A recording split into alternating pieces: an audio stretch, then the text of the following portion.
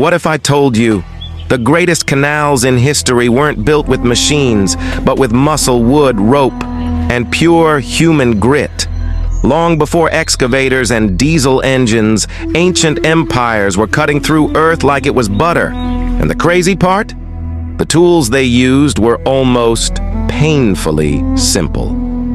Let's go back to ancient Egypt. Around 600 BCE, under Pharaoh Necho II, workers began digging a canal that would eventually link the Nile to the Red Sea, a predecessor to what we now know as the Suez Canal. No steel buckets, no engines, just copper chisels, wooden mallets, rope lines, and thousands of laborers moving in rhythm under the sun. They used wooden shovels reinforced with stone edges. Imagine that. Wood against packed desert soil. Teams would loosen the ground with pick-like tools made of hardened copper, then scoop the earth into woven reed baskets. And those baskets passed hand to hand in human chains, step by step, hour by hour, year after year. Now jump to the Persian Empire under Darius I around 500 BCE. He finished what the Egyptians started. Persian engineers introduced measuring rods, leveling tools using water troughs, and plumb bobs made of stone. That's how they kept the canal straight. No GPS, just geometry and patience.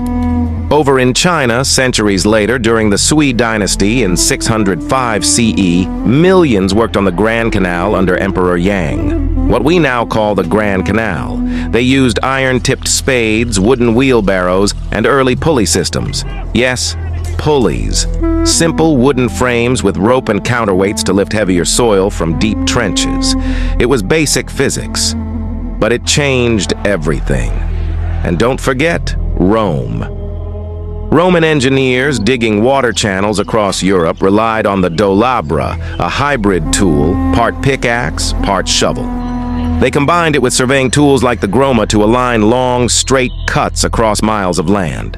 It wasn't just digging, it was precision. Here's what blows my mind. These tools weren't powerful.